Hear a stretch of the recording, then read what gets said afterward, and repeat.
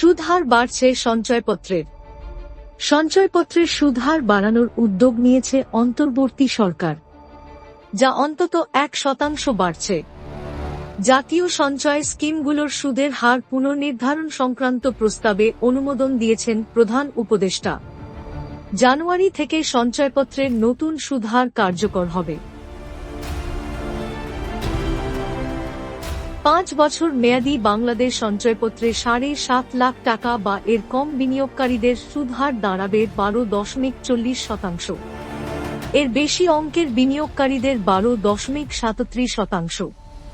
বর্তমানে 5 বছর মেয়াদী বাংলাদেশ সঞ্চয়পত্রে সুদহার রয়েছে 11.28%। 3 বছর মেয়াদী 3 মাস অন্তর মুনাফা সঞ্চয়পত্রে 7.5 লাখ টাকা পর্যন্ত বিনিয়োগের সম্ভাব্য সুদহার 12.30%, আর 7.5 লাখ টাকার বেশি বিনিয়োগে হবে 12.25%। বর্তমানে এই স্কিমের সুদহার হচ্ছে 11.04%। 5 বছর মেয়াদী পেনশনার সঞ্চয়পত্রে 7.5 লাখ টাকা পর্যন্ত বিনিয়োগ সুদহার পাওয়া যাবে 12.55%, আর 7.5 লাখ টাকার বেশি বিনিয়োগে হবে 12.37%। বর্তমানে এই স্কিমের সুদহার হচ্ছে 11.76%।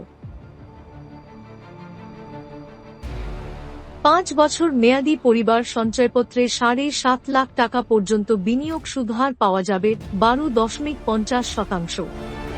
এর বেশি বিনিয়োগের ক্ষেত্রে হবে 12.37%। বর্তমানে এই স্কিমের সুদহার 11.52%। এছাড়া 3 বছর মেয়াদী পোস্ট অফিস ফিক্সড ডিপোজিটে 7.5 লাখ টাকা পর্যন্ত বিনিয়োগ সুদ পাওয়া যাবে 12.30%। এর বেশি বিনিয়োগে হবে 12.25%।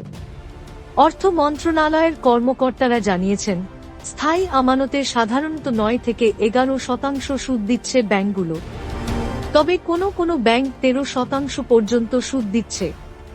সেখানে বর্তমানে সঞ্চয়পত্রের মুনাফা দেওয়া হচ্ছে 11 থেকে 11.5%-এর মধ্যে।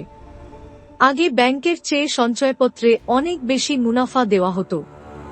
ব্যাংক আমানতের সঙ্গে সঞ্চয়পত্রের সুদহারে সামঞ্জস্য আনতেই সুদহার বাড়ানো হচ্ছে।